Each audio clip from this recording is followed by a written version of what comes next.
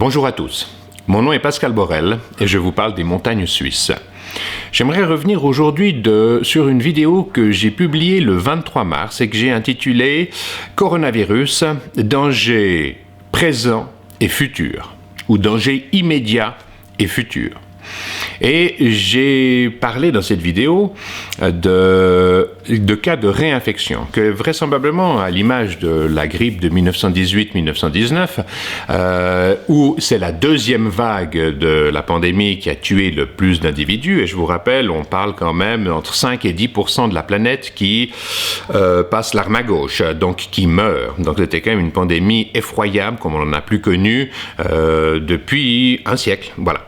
Et c'est la deuxième vague qui, alors, était-elle due à une réinfection? Était-elle due à une immunité partielle des personnes? Est-ce que c'était dû au fait que pas tout le monde avait été touché et que donc des gens non immunisés ont été réinfectés? Personne ne peut réellement vous le dire aujourd'hui. Le fait est que c'est la deuxième puis la troisième vague qui ont été les plus destructives. Aujourd'hui, beaucoup de questions me sont arrivées. Où est-ce que vous avez eu vos sources, etc., etc. Donc, je vais y répondre. Je vais y répondre dans le sens que, déjà, le 19 février, nous avions des médecins lanceurs d'alerte de Chine qui nous ont fait parvenir des rapports. Moi, j'en ai eu vent que en début mars, entre le 2 et le 5 mars environ. Mais des groupes de travail occidentaux, que ce soit des médias ou des scientifiques, avaient déjà ces premiers rapports dès le 19 février. Et aujourd'hui, on commence à avoir ces rapports qui deviennent officiels. On a entre autres le South China Morning Post qui en parle. On a le docteur Chris Martinson, PhD de l'université de Duke, pour les gens qui aiment les titres académiques et pour qui ça peut rendre plus crédible l'intervention, tant mieux. Et ce docteur Chris Martinson, il a un site internet qui s'appelle Peak Prosperity. Il a aussi une chaîne YouTube où il a fait des posts, des webcasts quasi quotidiens sur le SARS-CoV-2 et sa maladie, le COVID-19, depuis environ le 22, 23, peut-être 25 février, entre le 20 et le 25 février, on va dire. Donc, il a suivi de façon quasi journalière l'évolution de la maladie. Et aujourd'hui, il rend public un certain nombre de documents qui parlent de très faible immunité pour environ 30% des personnes qui ont guéri ou qui sont censées avoir guéri du COVID-19. Et l'étude a été faite sur un échantillonnage d'à peu près 170 patients, mais où on a pris le soin de retirer tous les patients qui avaient été critiques, dans un état critique, intubé ou autre. On a aussi enlevé tous les patients qui avaient reçu des médications de type plasma, c'est-à-dire qu'ils n'ont pas eu de transfusion de plasma de personnes qui avaient été infectées et développé l'immunité et bénéficier des anticorps ainsi reçus de l'extérieur. Non, on a éliminé tous ces gens. Et sur ces 170 personnes, il y en a environ 30% qui présentent une immunité qui est soit inexistante, soit suffisamment faible pour être considérée comme non effective en cas de réinfection. Je me permets de préciser que ce sont des gens jeunes, c'est-à-dire que quand vous êtes un peu plus âgé, une fois que vous avez développé l'immunité, eh bien vous êtes mieux protégé. Ce sont des gens jeunes et il y a plusieurs questions qui peuvent se poser. Est-ce que cette très faible immunité est due à des faux positifs, à savoir qu'ils n'ont pas été véritablement infectés par le COVID-19, par la maladie, ils n'ont pas développé la maladie, ou est-ce que c'est possible, mais il y a peu de chance, parce qu'ils ont pris des patients qui ont eu des symptômes pendant minimum 10 jours jusqu'à 3 semaines, entre 10 et 21 jours. C'est quand même pas mal. Donc, avec tous les symptômes, la toux, les maux de tête, la légère fièvre, etc., etc. Mais comme j'ai dit, pas de gens critiques. Donc, et le professeur Han Jing, de Chine, bien sûr, nous dit bien qu'il faudra un peu plus de data pour arriver. Donc l'idée, c'est d'arriver non pas sur un échantillonnage de 170 personnes, mais en tout cas de 300, si possible 1000, pour avoir une référence statistique sur laquelle on puisse travailler. Mais il dit bien que ça risque de compliquer l'atteinte de l'immunité sociale, parce qu'il rappelle une chose, c'est que l'immunité sociale, c'est 80% des gens infectés ou qui ont eu la maladie et développé l'immunité, mais c'est minimum 75 et entre 75 et 85. Donc si vous imaginez bien que si 30% de la population ne développe pas véritablement l'immunité, on aura beaucoup de peine à atteindre cette immunité sociale, cette herd immunity. Maintenant, alors, qu'est-ce qu'il a pu se passer? Soit c'était un faux positif, soit il pense que vraisemblablement les gens plus jeunes guérissent par d'autres voies immunitaires, qui peuvent être les T-cells, les macrophages, les cytokines, mais voilà, on en est là aujourd'hui. Donc, si vous voulez, ça rend la situation un petit peu plus compliquée parce qu'il nous parle d'un taux de réinfection qui est quand même de 14 à 18%. C'est pas mal. Quand les gens sont réexposés au virus, c'est pas mal. Et ils nous disent aussi que, comme dans le cadre de la fièvre de la dengue, les cas de réinfection sont un peu plus sévères parce qu'apparemment les tissus cardiaques sont endommagés ou sont plus facilement endommagés. Je ne m'étends pas sur les aspects techniques de la chose, que ce soit des cellules endothéliales ou pas, une crise de cytokine ou pas. Oublions tout ça. Il nous parle de heart failure. Et un heart failure, en anglais, ça veut dire un arrêt cardiaque. Donc, je le répète, ça nous sort directement des études, a fortiori d'une étude de Corée du Sud qui a été publiée hier, qui parle de 50 patients confirmés qui ont eu la maladie et qui sont en cours à l'heure actuelle, qui ont été réinfectés. Donc, encore une fois, ça va compliquer un peu la donne, si j'ose dire, parce que nos amis des médias qui viennent démonter une vidéo que je publie en toute bonne foi, en faisant intervenir des spécialistes, des gens qui sont certes totalement dignes de confiance, mais qui finalement protègent des intérêts qui sont plus des intérêts, j'allais dire, commerciaux, à l'image des médias. Hein. On sait bien que s'ils ne plaisent pas à leurs annonceurs, ils se coupent des revenus qui leur permettent de vivre. Donc, on va redémarrer l'économie au plus vite. On ne va pas expliquer aux gens qu'il y a un risque de seconde infection.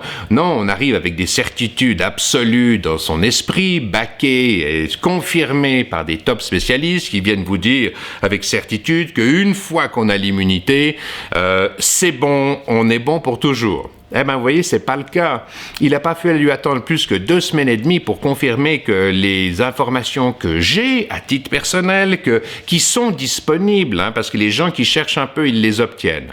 Et je me permets de dire que dès le 19 février, ces informations étaient déjà circulées dans le Western World, le monde occidental. Donc, ça veut dire, on est aujourd'hui le 9 avril, donc ça fait plus d'un mois et demi. Et encore, je suis gentil, c'est nettement plus d'un mois et demi. Mais les gens qui ont d'autres intérêts que vous informez et dont c'est pas la priorité, la priorité ce sont des idéologies financières, c'est des contraintes idéologiques, c'est des contraintes politiques, c'est des contraintes financières. Eh ben ces gens-là, appuyés par des spécialistes, vous mettent gravement en danger parce qu'ils vous empêchent de vous ajuster correctement à l'environnement dans lequel on est. Si vous regardez les fake news, les legacy dying medias, si je peux les appeler comme ça, d'il y a 6 semaines, reprenez les articles. Il y a 8 semaines, ils vont vous expliquer que tout va bien, qu'on ne va pas empêcher les vols de Chine d'arriver en Europe. Non, ce serait de la ségrégation, c'est pas correct, on ne peut pas faire comme ça. Et rendez-vous compte, ils ont laissé... Et vous avez que ce genre d'article il y a encore 6 ou 8 semaines. Est-ce que vous croyez que nos fake news media vont vous mettre un petit erratum en page 28 pour se dire « Ah, ben écoutez, désolé, on vous a publié quelque chose qui potentiellement vous fait courir un risque majeur et qui vous le fait courir aujourd'hui. » Mais est-ce qu'ils ont l'humilité, l'éthique de vous publier un petit erratum en disant on s'est trompé, tiens. Est-ce que vous croyez peut-être que Facebook ou que Radio-Canada va se dire oh mais tiens, il avait raison, pour finir, on va peut-être mettre ça sur nos ondes. Mais non, ils se fichent de vous, mais comme de leur dernière paire de chaussettes. La seule chose qui compte, c'est d'avoir de l'audimat pour faire des annonceurs. Mais c'est un manque total d'éthique. Et vous faites confiance à des gens comme ça, mais réveillez-vous, hein. Réveillez-vous. Donc, comme je dis, les gens peut-être lors de la seconde exposition guérissent en utilisant une autre voie immunitaire. La seconde affection est maintenant clairement confirmée, elle est possible. La création d'un vaccin, ça va être difficile parce qu'il va falloir prendre en compte ce type de patient pour être sûr que quand vous faites le vaccin, ça, oui, immunise bien tout le monde. Les top spécialistes travaillent là-dessus, je leur fais une confiance totale, contrairement aux médias. Et l'immunité sociale, il faudra l'atteindre, mais combien de temps est-ce que ça va prendre? Des mois, des mois et des mois. Je précise encore, je vous l'ai dit, qu'en Corée, on a un rapport qui date d'hier, qui parle de 50 patients réinfectés. Je veux encore deux choses. Le Diamond Princess, qui a eu 712 cas confirmés, 11 morts, soit à peu près 1,5%. Environ 619 personnes qui ont été, relâchées après avoir fait l'immunité, avoir terminé les symptômes et même une petite période de quarantaine à la fin des symptômes. Oui, mais il y en a encore 82 qui sont actifs, dont 10 dans un état critique. Ça veut dire quoi? Ça veut dire qu'ils ont pu attraper la maladie jusqu'au 18 février. Donc, depuis 49 jours, vous avez 82 personnes qui sont encore malades aujourd'hui, et dont 10 qui sont dans un état critique. Donc, vous rendez compte de ce que ça veut dire d'un point de vue de l'infrastructure médicale nécessaire. Si on a 10% ou un peu plus, 12% des cas qui doivent être soignés pendant 2 mois, pendant 1 mois et demi, ça va faire mal, hein, je me permets de vous le dire. Alors, bien sûr, on veut vous rassurer, nos amis des news, des fake news, je crois. L'autre jour, ma tante m'appelle. Elle me dit « Oh, Pascal, on vient de te voir à la télévision, c'est super, mais tu te rends compte, je crois que c'était BFM TV, je me souviens plus, mais ils t'ont traité de fake news. » Puis elle hurle de rire. Je lui dis « tu vois, tout arrive, hein, c'est pas mal. » Et ça me rappelle, vous savez, finalement, ils ont dit que... Ah oui, puis ils ont dit qu'ils avaient essayé de te contacter. Mais c'est un mensonge absolu.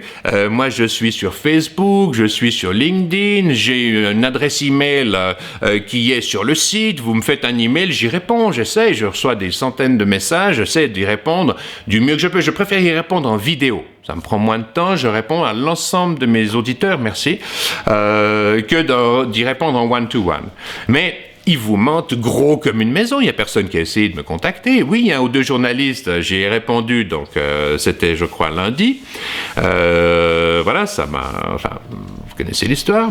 Et finalement, cette façon de traiter l'information, vous savez, ça me rappelle à l'époque où j'étais directeur de Standard & Poor's Micropal, l'agence de notation financière et d'analyse de la performance des fonds de placement. J'avais un bureau au 116 rue Réaumur, soit à peu près 300 mètres du Palais Grognard, qui est donc la bourse française, et Jean-Pierre Gaillard, qui s'occupait de la section finance ou marché de France Info, m'accueillait régulièrement pour faire un petit interview sur la victoire des SICAV, les meilleurs gestionnaires à qui on allait donner un prix ou autre. Et je me souviens toujours, il me faisait parler. Il avait son petit studio d'enregistrement et il coupait les phrases, les mots, il les réassemblait, etc. Puis comme il voyait bien sur ma tête que je me disais, mais qu'est-ce qu'il est en train de me faire là, le gars? Il me dit, vous inquiétez pas, M. Borrell, de toute façon, je vous fais écouter quand même l'enregistrement avant de le mettre sur les ondes. Puis d'accord. Mais il aurait très bien pu, à partir de ce que je lui racontais, tourner le dialogue comme il en a envie. Non, mais c'est juste insensé. Et c'est à ces gens-là qu'on est obligé de faire confiance aujourd'hui. Je vous le dis, si vous voulez avoir des informations, vous ne pourrez plus faire sans l'effort personnel d'aller chercher les informations là où elles sont. Et puis, de trouver des gens crédibles, qui ont vérifié leurs sources, qui, comme je le dis de temps en temps, s'ils sont pas sûrs, je vous le dis, Si je ne suis pas sûr d'une information, je dis, bah voilà, il y a de fortes chances que ce soit comme ça. Mais les médias qui arrivent avec leurs soi-disant spécialistes, non mais c'est gravissime. Je vous jure, c'est gravissime. Donc voilà, ce sera tout pour aujourd'hui. Je vous remercie pour votre aimable attention. Paix à vous, paix à tous les citoyens de la planète. Peace out.